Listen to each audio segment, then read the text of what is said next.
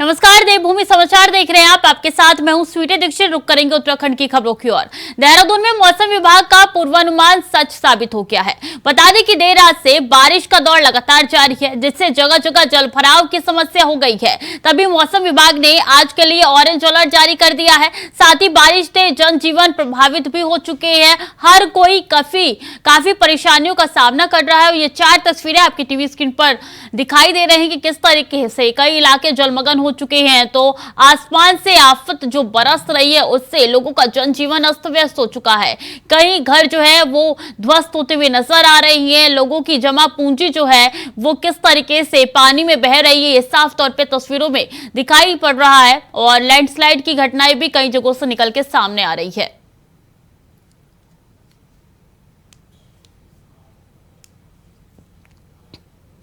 तो वो मौसम का पूर्वानुमान जो है वो लगाया गया था मौसम विभाग की तरफ से, जो कि सच साबित होते हुए अब नजर आ रहा है, क्योंकि बारिश का दौर लगातार जारी है। कई ऑरेंज अलर्ट तो कई येलो अलर्ट, इसी तरीके की तस्वीर अमूमन हर जगह से निकल के सामने आ रही है। लैंडस्लाइड की घटनाएं भी देखिए कई जगहों से आ रही है। मलबा लगातार गिर रहा है, जिसके कारण कई रास्ते बंद हो चुके हैं। आवाजाही पूरी तरीके से प्रभावित नजर आ रही है। उत्तराखंड की ये तस्वीरें आप तक पहुंचा रहे हैं, जहां हर तरफ सिर्फ त्राहिमाम ही नजर आ रहा है। और ऐसे में प्रशासन पूरी तरीके से मुस्तैदी से कार्य कर रहा है। एसडीआरएफ की टीम जगह जगह लगा दी गई है और ऐसे में कोशिश यही की जा रही है कि लोगों को जल्द से जल्द बचा लिया जाए। और कई जगह ऐसे हैं जहां पे लैंडस्लाइड भी हुई है, जो तस्वीर निकल के सामने आ रही है, काफी ज्यादा संवेदनशील है। ऐसे में कोशिश यही कर रहा है प्रशासन कि जल्द से जल्द लोगों को बचाया जाए, क्योंकि जो जलमग्न की स्थिति हो चुकी है वहां से लोगों को खाली कराया जा रहा है। और जहां जहां लैंडस्लाइड की घटनाएं निकल के सामने आ रही है, जिन मलबे में लोग दबे हुए हैं, उनका भी जल्द से जल्द रेस्क्यू करने का प्रयास प्रशासन द्वारा किया जा रहा है। एसडीआरएफ की टीम तैनात है। कोशिश यही की जा रही है कि लोगों को सुरक्षित बाहर निकाला जाए। और ये तस्वीरें हर जगह से निकल के सामने आ रही है। देवभूमि से कई जगह की ये जो दृश्य निकल के सामने आ रहा है, इससे पता चल रहा है कि लोगों को कितनी परेशानियों का सामना करना पड़ रहा है। जनजीवन पूरी तरीके से अस्त व्यस्त हो चुका है।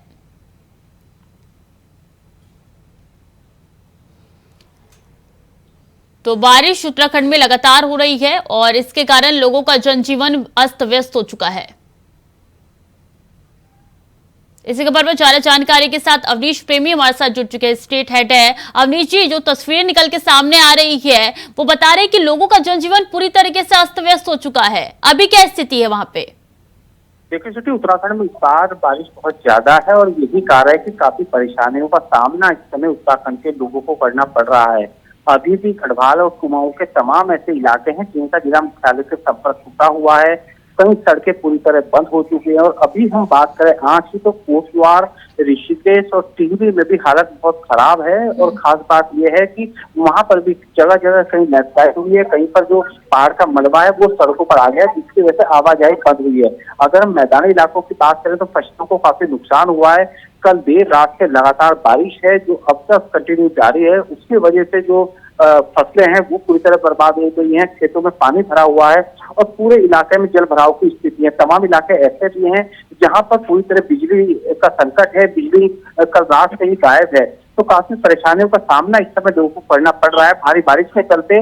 और खास बात ये भी है कि 3 दिन का रेड अलर्ट जो है वो प्रशासन की तरफ से जारी किया गया है। टिहरी के स्कूल आज पूरी तरह बंद कर दिए गए हैं और संभावना ये है कि अभी आने वाले 1 हफ्ते का मौसम का यही हालात रहने वाला है। कई जगह लैंडस्लाइड भी हो रही है, कई तस्वीर निकल के सामने आ रही है। और ऐसे में प्रशासन की तरफ से क्या कुछ मुस्तैदी नजर आ रही है अवनीश जी? क्योंकि पहले ही मुख्यमंत्री खुद आपदा की समीक्षा कर रहे हैं, मॉनिटरिंग कर रहे हैं। जो राज्य आपदा प्रबंधन केंद्र है वो जगह जगह नजर रखा हुआ है। जिले की रिपोर्ट प्रतिदिन दी जा रही है और कोशिश यही की जा रही है कि जहां भी स्थिति खराब हो वहां पर उसको सामान्य करने की पूरी कोशिश की जाए। जो कर्मचारी हैं, तहसील के कर्मी हैं, उनकी छुट्टियां पहले ही रद्द कर दी गई हैं। अलर्ट मोड पर उनको रखा गया है। कोई डिपार्टमेंट की भी यही स्थिति है। तो प्रशासन चीजों को जल्दी जो नुकसान है उसकी भरपाई की कोशिश कर रहा है। आपदा की कुछ फंड भी जो है हर जिले के जो जिलाधिकारी है उनको दिया गया है कि तत्काल जो भी पूरी तौर पर राहत हो वो प्रभावितों को पहुंचाई जा सके। जी, ये जो तस्वीरें निकल के सामने आ रही है, जैसा आपने भी अभी जानकारी दी कि किसानों की फसलें जो है पूरी तरीके से बर्बाद हो चुकी है और हमने देखा कि किस तरीके से घर भी जो है वो पानी की तरफ बहते हुए नजर आ रहे हैं पानी में, और ऐसे में क्या प्रशासन के द्वारा यहाँ पे मुआवजा दिया जाएगा उनको? देखिए बिल्कुल, कुछ इलाके ऐसे हैं जहां पर बहुत ज्यादा नुकसान हुआ है, लोगों के घर टूटे हैं, उनका सामान ढह गया है, उन पर फौरी तौर पर जिला मजिस्ट्रेट की तरफ से यानी कि जिलाधिकारी की तरफ से मुआवजा दिया गया है। लेकिन जो बड़ा मुआवजा है वो मुख्यमंत्री की ओर से दिया जाएगा। लेकिन इतना जरूर है कि जिलाधिकारियों को फंड रिलीज कर दिया गया है कि जहां भी उनको तत्काल आवश्यकता हो वो प्रभावितों को पैसा दे सकते हैं, उनको सामान दे सकते हैं। और मैं आपको ये भी बताना चाहूंगा कि तमाम ऐसे इलाके हैं जहां पर आपदा प्रभावित क्षेत्रों में जो राहत सामग्री है वो बांटी गई है और कुछ नगद भी प्रशासन की ओर से उनको दिया गया है। जी बिल्कुल, बहुत बहुत शुक्रिया आपका तमाम जानकारी के लिए अवनीश जी। तो देखिए किस तरीके से उत्तराखंड की स्थिति जो है इस वक्त बारिश हो रखी है और यही प्रशासन द्वारा मदद का हाथ पहुंचाया जा रहा है। कोशिश यही की जा रही है कि जितने लोग हैं जो कि इस आपदा में प्रभावित हो चुके हैं, उनके घर जो बह चुके हैं, उनको मुआवजा भी दिया जाए और उनका मदद भी किया जाए। और कोटद्वार में दुगड्डा राष्ट्रीय राजमार्ग एक बार फिर से बंद हो गया है। बता दें कि लगातार मूसलाधार बारिश से एनएच पर बोल्डर और मलबा आ जाने से रास्ते बंद हो गए हैं, तो वहीं रास्ते बंद होने से लोगों के आवाजाही में परेशानी का सामना करना पड़ रहा है। हालांकि एनएच की टीम मौके पर मौजूद है और रास्ता खोलने की कोशिश कर रही है।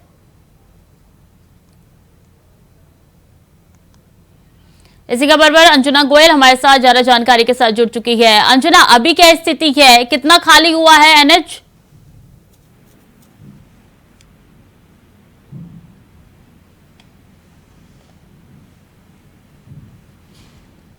अंजुना, आवाज आ रही है? दोबारा जोड़ने का प्रयास करेंगे अंजुना को, लेकिन ये तस्वीरें जो निकल के सामने आ रही है लैंडस्लाइड की है और इसके कारण रास्ता जो है वो बंद हो चुका है, आवाजाही प्रभावित हो चुकी है।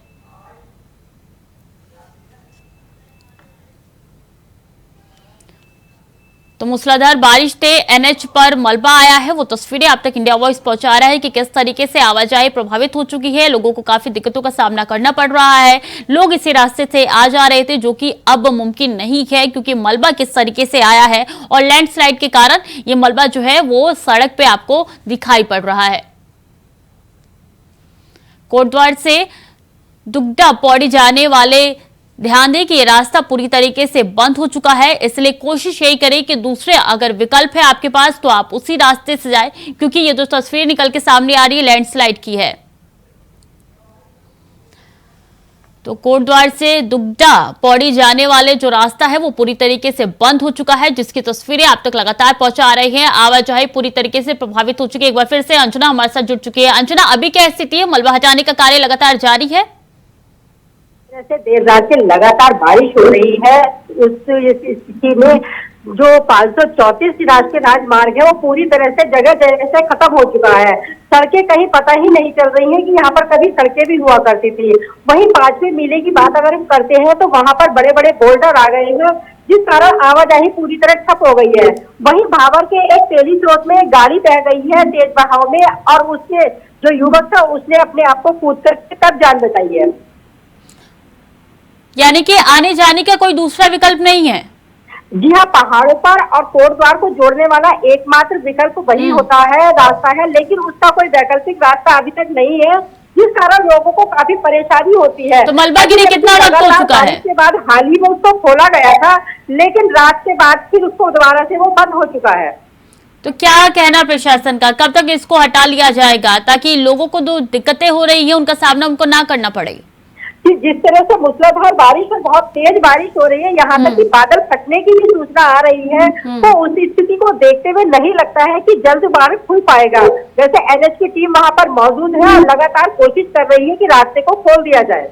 ठीक है अंजुना, बहुत बहुत शुक्रिया आपका तमाम जानकारियों के लिए। तो देखिए तस्वीरें आप तक इंडिया वॉइस पहुंचा रहा है कि किस तरीके से लोगों का जनजीवन प्रभावित हो चुका है। कई जगह की तस्वीर लेकर के लगातार सामने आ रही है और ये तस्वीरें दुगड्डा की तस्वीर है जहां पे ये रास्ता जो है एकमात्र रास्ता है और इसके कारण जो है लोगों की परेशानी काफी ज्यादा बढ़ गई है, आवाजाही प्रभावित हो चुका है। और लक्सर में हो रही लगातार बारिश से जलभराव की समस्या बन गई है। बता दें कि जहां एक तरफ बारिश से तमाम नदियों का जलस्तर बढ़ रहा है, तो वहीं नदियों का पानी खेतों में जाने से तमाम रास्ते भी तालाब बन गई है और आबादी क्षेत्रों में भी कोहराम मच गया है। हालांकि एसडीएम गोपाला चौहान का कहना है कि गंगा का जलस्तर तो बढ़ रहा है, लेकिन पैनिक वाली कोई भी बात नहीं है। साथ ही उन्होंने बताया कि तमाम बाढ़ चौकियों पर 24 घंटे कर्मचारियों की तैनाती है और गंगा के आसपास के क्षेत्र में ग्रामीणों को अलर्ट किया गया है। तो बारिश से जलभराव की समस्या भी उत्पन्न हो चुकी है। यहाँ की एसडीएम का साफ तौर पे कहना है कि पैनिक होने वाली कोई भी बात नहीं है, क्योंकि कर्मचारी लगातार तैनात है। 24/7 आप कभी भी मदद के लिए गुहार लगा सकते हैं, तुरंत आपको मदद दी जाएगी, आप तक मदद पहुंचाई जाएगी। और ये देखिए तस्वीरें जो निकल के सामने आ रही है वो बताती है कि उत्तराखंड की स्थिति इस वक्त क्या है। लक्सर की ये तस्वीरें हैं और ऐसे में जलभराव की समस्या भी लगातार उत्पन्न हो रही है, क्योंकि बारिश रुकने का नाम नहीं ले रही है। इसी खबर पर ज्यादा जानकारी के साथ जसवीर सिंह हमारे साथ जुड़ चुके हैं। जसवीर, अभी क्या स्थिति है? बारिश हो रही है? क्योंकि जलभराव तो काफी ज्यादा है। देखिए पिछले 2 दिन से लगातार बारिश हो रही है और सबसे बड़ी जो दिक्कत वो ये है कि जो नदी के आसपास का इलाका है वो पहले से ही ऑलरेडी जलमग्न था, यानी कि कृषि भूमि में पहली बाढ़ के पानी ने भारी तबाही मचाई थी। अब फिर लगातार बारिश हो रही है और जो पहाड़ों की बारिश है वो भी नदियों के जरिए, यानी कि नदियों से बह करके वो तमाम पानी मैदानी इलाकों में पहुंचता है, जिसमें खासकर हरिद्वार इलाका ज्यादा इफेक्ट होता है। हरिद्वार का खानपुर, लक्सर, बिशनपुर कुंडी से लेकर के पश्चिमी उत्तर प्रदेश के सुक्करताल तक ये इलाका है, जो कहीं ना कहीं गंगा नदी के आसपास का इलाका है और सोलानी नदी भी उफान पर आ जाती है। तो ये साफ तौर पर कहा जाता है जिस तरह से बारिश हो रही है इसका सबसे ज्यादा नुकसान किसानों को पहुंच रहा है और छोटे मोटे कारोबारियों को पहुंच रहा है। जो छोटे कस्बे हैं उनमें जलभराव की समस्या बनती है, जहां ड्रेनेज सिस्टम ठीक नहीं है। तो ये कहा जा सकता है कि आने वाले दिनों में भी जिस तरह मौसम विभाग द्वारा अभी अगले 8 दिन के लिए फिर अलर्ट जारी किया गया है, तो ये कहीं ना कहीं। लेकिन जिसमें सवाल तो यही उठ रहे हैं कि आखिर नगर पालिका द्वारा क्या काम कराया जा रहा है, क्योंकि जलभराव की स्थिति तब आती है जब नालियां जाम होती है। बिल्कुल सही सवाल आपने उठाया। अधिकांश लोग इसी बात को उठा रहे हैं, नगर पालिका की कार्यप्रणाली पर उंगली उठा रहे हैं कि यदि इस समय रहते नाले या ड्रेनेज सिस्टम जो ठीक कर दिए जाते तो शायद इतनी बड़ी समस्या का सामना न करना पड़ता। जिस तरह से लगातार पानी भर रहा, छोटी सी बारिश होती है उसमें भी पानी दुकानों में घुस जाता है, घरों में घुस जाता है, नाले ओवरफ्लो हो जाते हैं, निकासी नाली चौक पड़ी है। तो वो कहीं ना कहीं एक बड़ी मुसीबत जिसे क्षेत्रीय लोग झेल रहे हैं और उसकी पूरी जिम्मेदारी नगर पालिका की।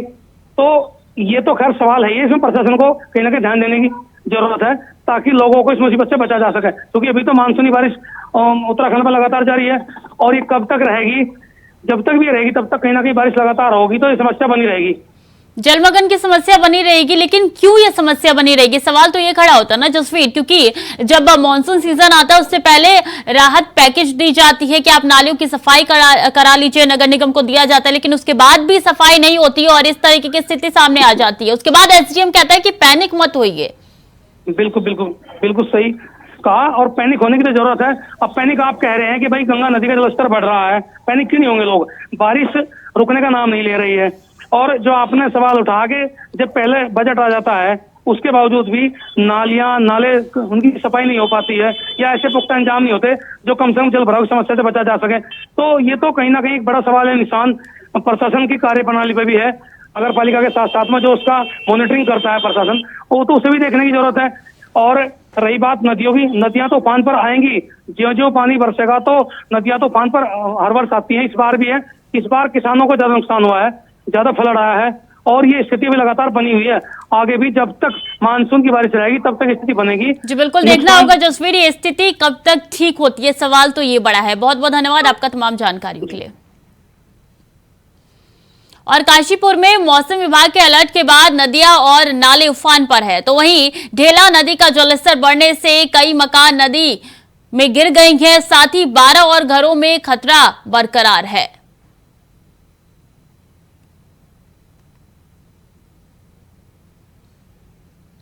इसी खबर पर ज्यादा जानकारी के साथ तुषार गुप्ता हमारे साथ जुड़ चुके हैं। तुषार, ये जो तस्वीर निकल के सामने आ रही है काशीपुर से, बेहद संवेदनशील है। तस्वीरें देखने को मिल रही है पूरे प्रदेश में, वो कहीं ना कहीं संवेदनशील है और कहीं ना कहीं चिंता विषय भी है। ये सूचना मिल रही है कि जो सीएम धामी है दिल्ली के बाद सीधा आपदा प्रबंधन पहुंच रहे हैं और वहां पर जो अधिकारियों से है वो जायजा लेने हैं। तो एक बड़ी चीज देखने को बड़ी सूचना है अभी फिलहाल के लिए कि जो मुख्यमंत्री है आपदा प्रबंधन पहुंचने वाले हैं और वहां पर जो अधिकारी जितना भी नुकसान हुआ है उसका जायजा लेंगे। किस तरह से मौसम का जो मिजाज है 2-3 दिन रहेगा, रेड अलर्ट कल और परसों के लिए जारी किया गया है, तो किस तरह से पूरी व्यवस्था रहेगी, अधिकारियों को चौकन्ना रहने की सलाह देंगे और निर्देश देंगे कि किस तरह से कार्य करें।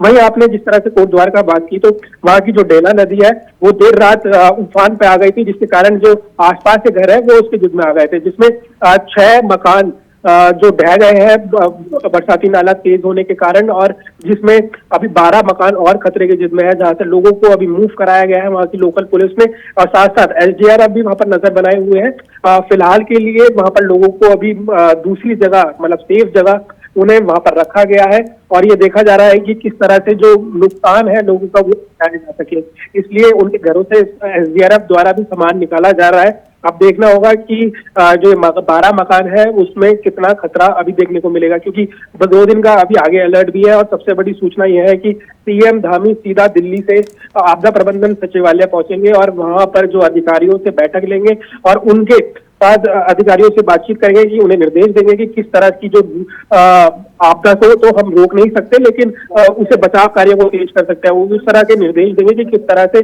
जो आपदा से निपटा जाए और आपदा के प्रति कार्य किया जाए। जी तुषार, इसमें कोई दो राय नहीं है कि सीएम धामी खुद इस पे नजर बनाए हुए, लेकिन निचले अधिकारियों की बात की जाए तो उनकी तरफ से क्या प्रयास किया जा रहा है, क्योंकि पूर्वानुमान पहले से जारी हो चुका था, और ऐसे में क्या उनकी तरफ से कदम उठाए जा रहे थे यहाँ पे, क्योंकि लोग जो है वहां पे फूक फूक कर कदम रख रहे हैं आगे।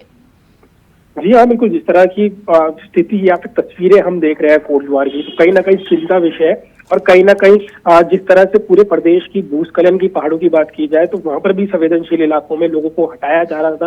रात को भी यहाँ पर अनाउंसमेंट की थी कि जो नदी है उसका जल स्तर बढ़ने वाला है, कृपया लोग वहां से मूव करें।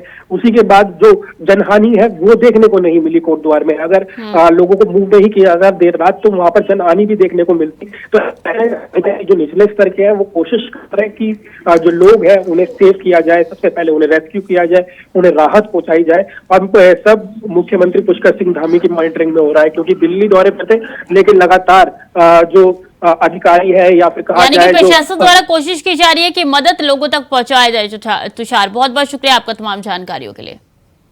टेहरी के चंबा हादसे में 5 शव बरामद कर लिए गए हैं। रात भर डीएम मयूर दीक्षित अभियान के दौरान मौके पर मौजूद रहे। आपको बता दें कि चंबा पार्किंग के ऊपर पहाड़ी से मलबा गिरने के कारण 5 लोगों की मौत हो गई। वहीं डीएम ने कहा है कि जब तक पूरा मलबा साफ नहीं हो जाता तब तक रेस्क्यू अभियान जारी रहेगा, ताकि ये साफ हो सके कि इस मलबे की चपेट में कितने लोग आए हैं। तो देखिए, रेस्क्यू अभियान लगातार जारी है। कोशिश यही की जा रही है कि जितने कम वक्त में हो सके ये रेस्क्यू अभियान को पूरा कर लिया जाए, और खुद यहाँ पे डीएम जो है मौके पर मौजूद है, उनके निगरानी में ये पूरे कार्य चल रहा है। अभी तक बात की जाए तो 5 लोगों की जान चली गई है, और ऐसे में कोशिश यही की जा रही है प्रशासन की तरफ से कि जल्द से जल्द रेस्क्यू अभियान को पूरा कर लिया जाए। तो मयूर दीक्षित की अध्यक्षता में यहाँ पे पूरा का पूरा काम चला है, और अभी भी काम लगातार जारी है। रात में भी काम रुका नहीं है। और टेहरी में हुए भूस्खलन मामले में एक और शव रेस्क्यू कर लिया गया है। आपको बता दें कि SDRF rescue team in-charge SC Rakesh Rawat ने घटनास्थल से जानकारी देते हुए बताया कि एसडीआरएफ टीम द्वारा सर्च एंड रेस्क्यू ऑपरेशन लगातार चलाया जा रहा है, और हादसे में 5वें व्यक्ति का शव भी बरामद कर लिया गया है। शव को जिला पुलिस के हवाले सुपुर्द कर दिया गया है। मृतक का नाम सोहन सिंह रावत बताया जा रहा है, जो किणगनी गांव का रहने वाला है। तो रेस्क्यू अभियान लगातार चल रहा है। कोशिश यही की जा रही है कि जल्द से जल्द रेस्क्यू अभियान पूरा कर लिया जाए। शव की यहां से शव काफी मिल रहे हैं, और ऐसे में भूस्खलन में 5वें शव का भी रेस्क्यू कर लिया गया है।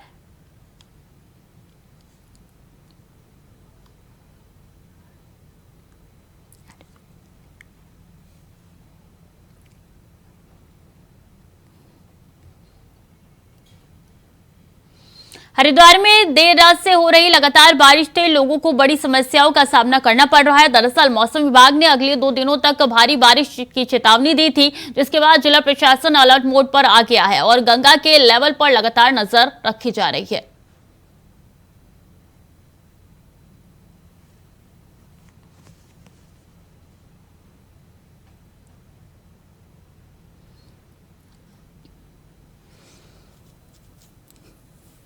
लगातार मूसलाधार बारिश हो रही है। हरिद्वार की ये तस्वीरें आप तक पहुंचा रहे हैं कि मौसम विभाग ने कई दिनों पहले यहाँ पे अलर्ट जारी कर दिया था और यही पूर्वानुमान जो है वो सर्च होते हुए दिखाई दे रहा है। और ऐसे में प्रशासन द्वारा मदद तो लगातार पहुंचाई जा रही है, लेकिन अभी भी काफी ऐसे लोग हैं जिनको परेशानियों का सामना करना पड़ रहा है। कोशिश यही की जा रही है कि जिन लोगों को परेशानियां झेलनी पड़ रही है उनको जल्द से जल्द रेस्क्यू कर लिया जाए। लेकिन जलमग्न जो है कई इलाके यहाँ पे दिख रहे, लैंडस्लाइड की घटना भी लगातार हो रही है और रेस्क्यू अभियान लगातार जारी है। कहीं कहीं सर्च ऑपरेशन भी चल रहा है जहां लैंडस्लाइड हुई है और ऐसे में प्रशासन यहां पे मुस्तैद नजर आ रही है। एसडीआरएफ की टीम जगह जगह तैनात कर दी गई है।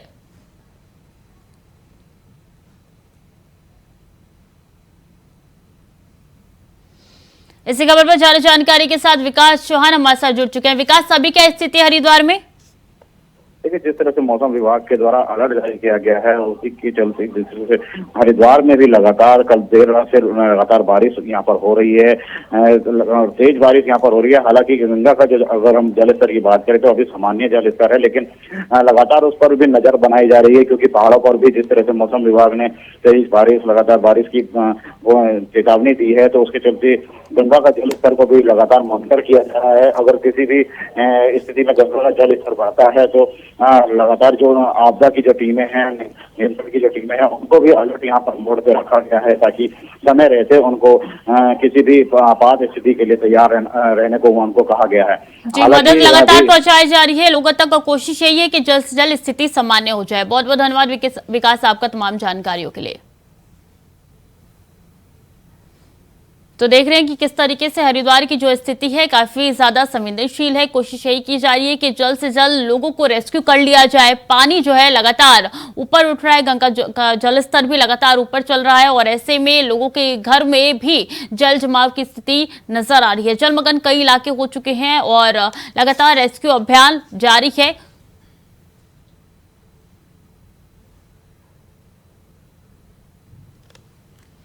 तो गुजरात के तीर्थ यात्रियों की बस गंगोत्री से वापस आते समय कोतवाली मनेरी क्षेत्र में गंगनानी के पास दुर्घटनाग्रस्त हो गई थी, जिसमें चालक के खिलाफ तेज वाहन चलाने को लेकर मामला दर्ज कर लिया गया है। आपको बता दें कि इस हादसे में 7 लोगों की मौत हो गई थी और 28 लोग घायल हो गए थे, जिसके बाद पुलिस की टीम ने मौके पर पहुंचकर रेस्क्यू की कमान संभाली। पुलिस प्रशासन, एसडीआरएफ, एनडीआरएफ, वन विभाग, बीआरओ और कुछ स्थानीय लोगों की ओर से फौरन एक्शन लेते हुए रेस्क्यू कार्रवाई लगातार जारी है। घायलों को अस्पताल पहुंचाकर उनकी जान बचाई गई है और मृतकों के शव को पोस्टमार्टम के लिए भेज दिया गया है। कल जो हादसा हुआ, एक दुर्भाग्यपूर्ण एक हादसा हुआ गंगनानी के पास में। तो प्रत्यक्षदर्शियों के अनुसार भी और जो पुलिस ने घायलों से बातचीत की, उन्होंने सभी ने बताया कि जो ड्राइवर है वो रैश ड्राइविंग कर रहा था और गाड़ी को अनियंत्रित चला रहा था तेज़ तरीके से। तो जो प्राइमा फसाई प्रारंभिक तौर पे यही लग रहा है कि ड्राइवर की लापरवाही से और रैश ड्राइविंग से ही एक्सीडेंट हुआ है। तो इसी को मद्देनज़र रखते हुए थाना मनेरी में मुकदमा पंजीकृत कर लिया गया है 11/23 279, 337, 338 और 304A IPC में। और उत्तराखंड के बागेश्वर विधानसभा के लिए होने वाले उपचुनाव में 5 प्रत्याशी मैदान में रह गए हैं। सोमवार को नामांकन वापसी के आखिरी दिन निर्दलीय प्रत्याशी जगदीश चंद्र ने अपना नाम वापस ले लिया है और बीजेपी में घर वापसी कर ली है। बता दें कि जगदीश चंद्र बीजेपी से टिकट न मिलने पर नाराज थे, जिस कारण उन्होंने अपना नामांकन बागेश्वर उपचुनाव में कराया था। निर्दलीय प्रत्याशी के रूप में जगदीश चंद्र मीडिया की खूब सुर्खियों में रहे। बीजेपी की ओर से बागेश्वर उपचुनाव में प्रतिनिधि के तौर पर सौरभ बहुगुणा ने निर्दलीय प्रत्याशी जगदीश चंद्र को बीजेपी में शामिल किया। प्रेस से बातचीत करते हुए बागेश्वर प्रभारी सौरभ बहुगुणा ने कहा कि जगदीश चंद्र पार्टी के पुराने कार्यकर्ता है, पार्टी से नाराज होकर बागेश्वर उपचुनाव में कूद गए थे। जगदीश चंद्र ने बागेश्वर में विकास के लिए और प्रदेश हित में अपना नामांकन वापस ले लिया। सबसे पहले तो मैं जगदीश भाई का बहुत बहुत धन्यवाद करूंगा। किसी कारणवश ये नाराज़ होके पार्टी से अलग हो गए थे। बहुत पुराने पार्टी के सेवक रहे हैं, कार्यकर्ता रहे हैं और मैं इनका बहुत बहुत धन्यवाद करता हूं कि इन्होंने बागेश्वर के विकास के लिए और प्रदेश के हित में आज अपना नामांकन वापस लिया है और भारतीय जनता पार्टी के प्रत्याशी स्वर्गीय चंद्र रामदास जी की धर्मपत्नी पार्वती दास जी को अपना समर्थन दिया है। विश्व की सबसे बड़ी पार्टी आपके बीच में है भारतीय जनता पार्टी और उसमें इतने सदस्य हैं, कहीं ना कहीं थोड़ी बहुत नाराज़गी हो जाती है। घर की बात है और नाराज़गी हुई थी। पार्टी के शीर्ष नेतृत्व ने, पार्टी के संगठन ने जगदीश भाई से बात करी और कहीं ना कहीं उनको भी अपनी गलती का एहसास हुआ और उन्होंने अपना नामांकन वापस लिया है और बागेश्वर के विकास के लिए उन्होंने वापस भारतीय जनता पार्टी का तो फिलहाल के लिए देवभूमि समाचार में इतना ही। खबरें लगातार जारी है, देखते रहिए इंडिया वॉइस।